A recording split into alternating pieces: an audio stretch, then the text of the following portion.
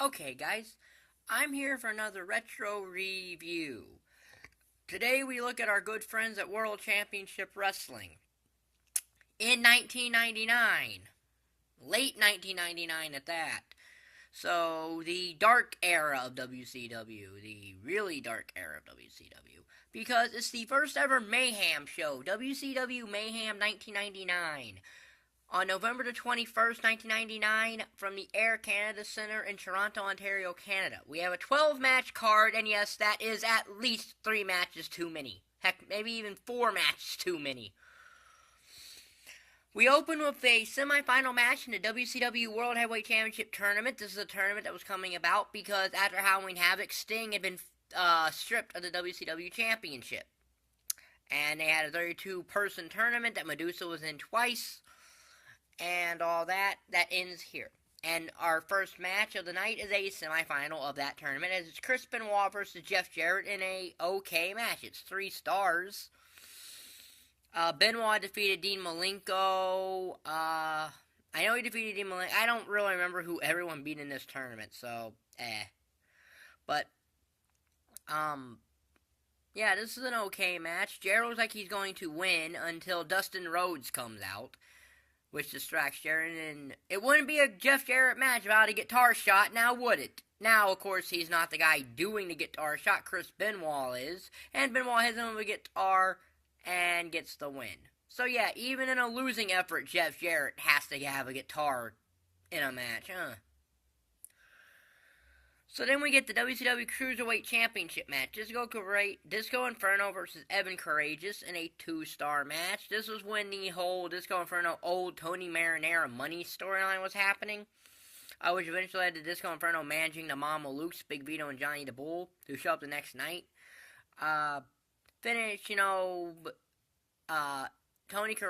Tony Marinara's hitting on Medusa or something. Courageous comes out. Disco gets a chair, tries to take out Evan Courageous, hits Tony Marinara. And then Evan Courageous counters a crossbody, and that gets the win and the Cruiserweight Championship. 2 stars. Then we get the WCW Hardcore Championship match. WCW, after the Junkyard match, decided to actually make a legit Hardcore Championship now. And it's Screamin' Norman Smiley versus Brian Knobbs. Nasty Brian Knobbs. Half a star match, traditional hardcore match.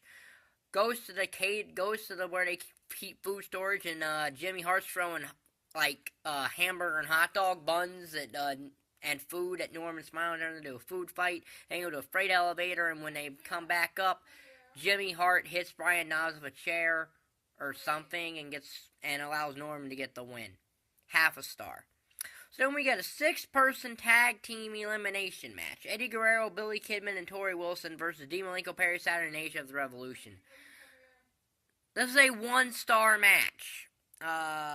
Comes down to Perry Saturn and Torrie Wilson. Torrie low blows Saturn. Then Saturn with Douglas distracting referee. Saturn low blows Torrie, which allows the Revolution to get the win. 1 star. So then we get a retirement match. Buff Bagwell versus Curt Hennig. This is a 2-star match. It's an okay little match. The story going to this was Curt Hennig has something that if he was pinned, he would have to go into retirement. So he made it through all the way to Mayhem without actually being pinned. Now, he lost by count out, submission, and all that, but he was never pinned. Now, technically, in this kind of story, it's if you lose a match in general, but hey, what do I know? Buff hits the blockbuster, wins. It's a 2-star match. Hennig's retirement lasted all of about a couple weeks because he was back before Starrcade.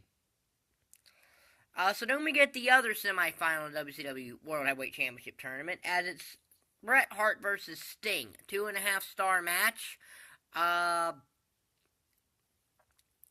Sting works over Bret's leg that had been injured in this tournament through a match with Goldberg in a total package. There's a ref bump, and the total package comes in and hits Sting in the knee with a ball bat. And then Bret Hart hits the total package in the neck of the ball bat, which draws the DQ, but Bret Hart doesn't take the DQ. And has the match restarted, and then he puts the he puts the sharpshooter on Sting, and Sting taps out. Bret Hart gets the win. I think this is the only time Sting's ever tapped out at all, I think. I could be wrong, but I think this is the only time Sting's ever lost a match by tap out. And then Sting and Bret Hart shake hands of respect. This is essentially Sting turning face after his failed heel turn, so which never should have been a thing anyway. So 2.5 stars. Now we get to where this show is off the rails, because everything else on this show is garbage, minus the main event. So the next match is a chain match, Vampiro versus Berlin. This is a no-star match as a match, but you also have the annoyance of Oklahoma on commentary. Yes, Oklahoma. Ed Ferreira pretending to be Jim Ross and parroting Jim Ross. And the thing is, they say imitation is the sincerest form of flattery. Well, what about bad imitation or bad parody and a parody in poor taste? Because WCW also decided, let's parody JR's Bell's Palsy, which had just come,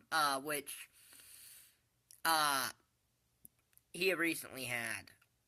Now, he was back from it by then, but let's parody that while we're at it.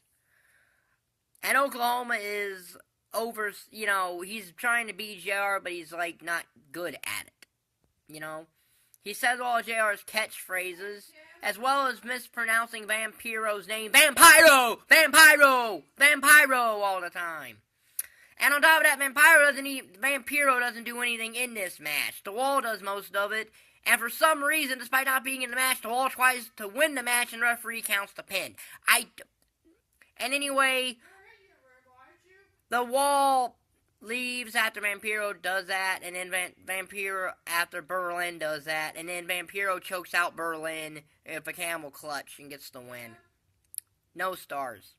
So then we get Ming versus the Total Package. Half a star. Liz Total Package has a collar on for his neck. Ming picks up the Total Package by the hair, which allows Elizabeth to spray something in his face, and a Taunton Death Grip gets Ming the win. Half a star. So then we get the WCW match for both the WCW United States and World Television Championship. This is happening because Rick Steiner is injured, so he was stripped of the TV title. And now it's Scott Hall versus Booker T for both belts. This is a 1-star match. Jeff Jarrett interferes, allowing Scott Hall to hit the outsider edge. 1 star. So then we get a match that isn't a match. It's a match for sake of this, as it's Kimberly versus David Flair. No stars, it's not a match. So then we get an I Quit match, one of the 2 matches that this show is built around. It's Goldberg versus Sid Vicious. Half a star. Vicious passes out from pain. There's that. So it's half a star. Goldberg wins. So then we get the WCW World Heavyweight Championship Tournament final, as it's Bret Hart versus Chris Benoit in the best match of this show. Could have been a 4-star match, but it is overbooked by 4 run-ins. 1 from Dean Malenko, 2 by the Outsiders, and 1 by Goldberg. But eventually Hart puts Benoit in the sharpshooter. Benoit taps out. Bret Hart wins the WCW World Heavyweight Championship. So out of 60 stars, this show gets a 15, which I believe is 25% of its star rating. So while it doesn't get the F, it gets a D- by just. If it wasn't for Bret and Benoit and some other matches, this show is completely not good. So this will be my review. Please, if you like the video, like button down there, subscribe button down there, and thank you for watching. Bye.